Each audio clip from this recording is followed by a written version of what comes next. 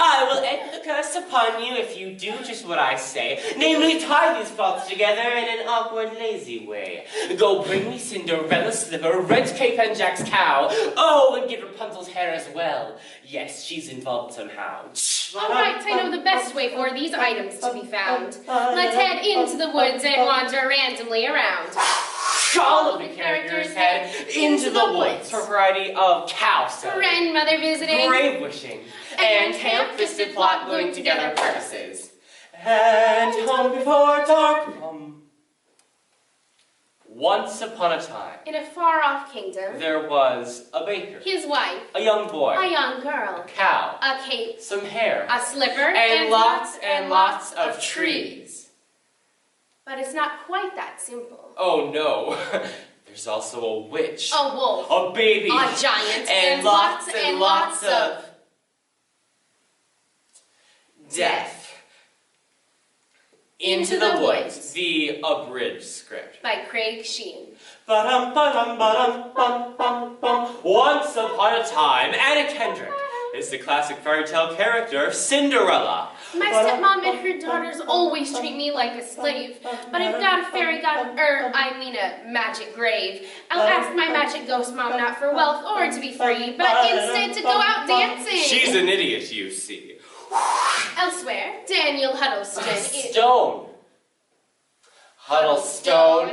Right, is the classic fairy tale character, Jack. You know, the beanstalk kid.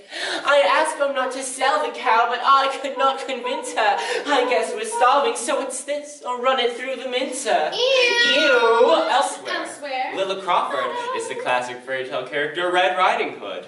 I see, so it's a mashup of a bunch of nursery rhymes. Is Disney trying to atone for Once Upon a Time? Elsewhere. James Corden is the classic fairy tale character, the baker. And Emily Blunt is the baker's wife.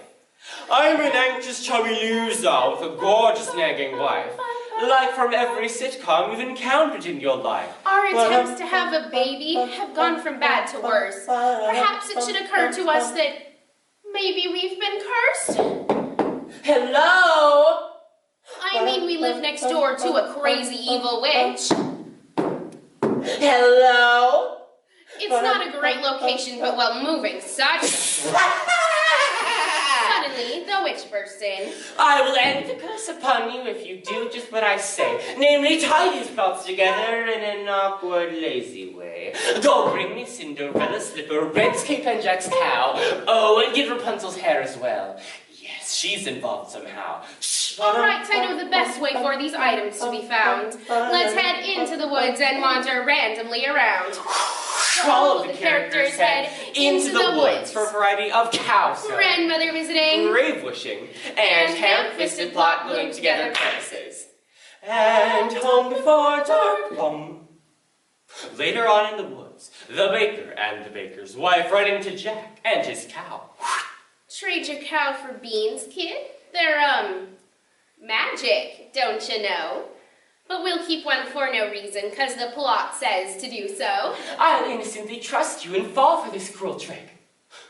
Well, don't your machinations make you feel awfully sick? Of course, I didn't mention that my milk cow doesn't work. But the beans are in fact magic, but so what? You're still the jerk.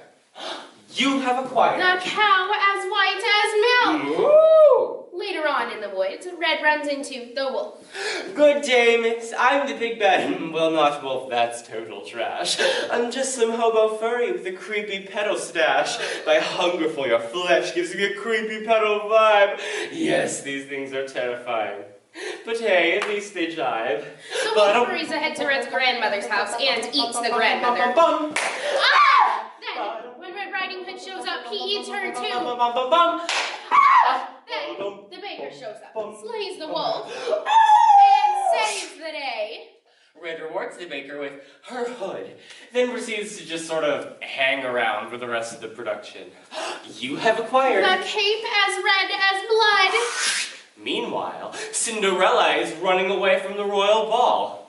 I know it seems my story's also over just about, but we'll do this scene twice more and that should pad things out. She runs into the baker's wife, who tries to get her slipper, but in the confusion only succeeds in losing the cow. You have unacquired. The cow as white as milk. Later on in the woods, the baker manages to randomly run into the cow. You have reacquired. The cow as white as milk. Ooh. But then Jack shows up, trying to repurchase the cow with gold he stole from the giant. The baker tries to talk his way out of selling back the cow. Then suddenly, the cow randomly falls down and dies. You have unacquired. The cow as white as milk. Meanwhile, I've obtained Rapunzel's hair. Just by the way. My hair! Don't worry how it happened. It was brief and throwaway. You have acquired. The hair as yellow as corn. And hey, look, it's time for take 3 of the Cinderella runs into the baker's wife while fleeing the royal ball scene. So what have I been doing between dancing, do you think? Some laundry, surely, or by now this dress would have to stink. This time, the baker's wife succeeds in getting My Cinderella's slipper in exchange for that leftover magic bean, which Cinderella throws into some random dirt. Dun dun dun! You have acquired A slipper as pure as gold. Ooh, the baker. And the baker's wife. Bring the slipper Hair. and keep to the witch. But the cow remains dead. The witch brings the cow back to life, and the contrived arbitrary fetch quest is finally complete. The witch uses all the junk to do some magic. Long past. Time for me to do my death becomes her spell. Well, I'll become a youthful beauty. Or a drag queen. Hard to tell.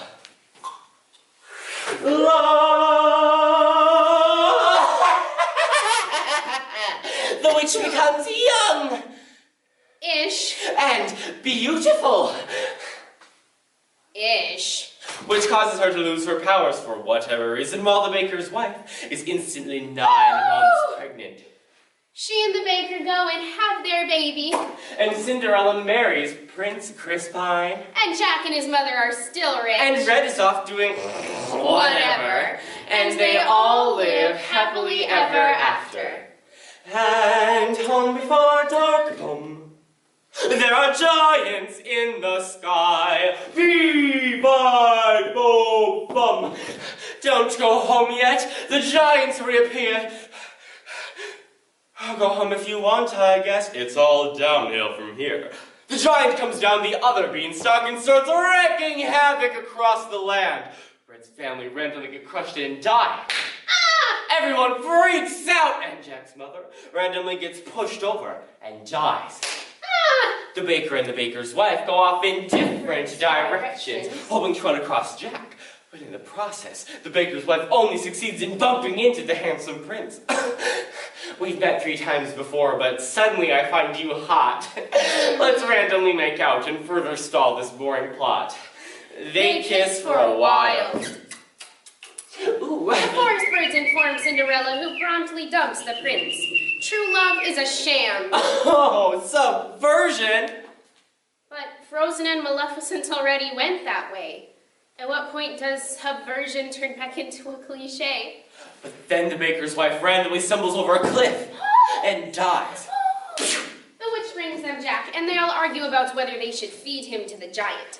The witch rants incoherently and regains her magic powers. I could use my regained powers to resurrect your dead.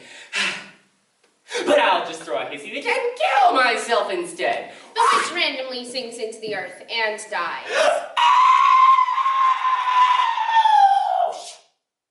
So what then is the moral of this drawn-out, boring plight? Be careful what you wish for, cause you might just get it, right? Sure, getting it is awesome, but after that part's done, a giant drops down from the sky and murders everyone. And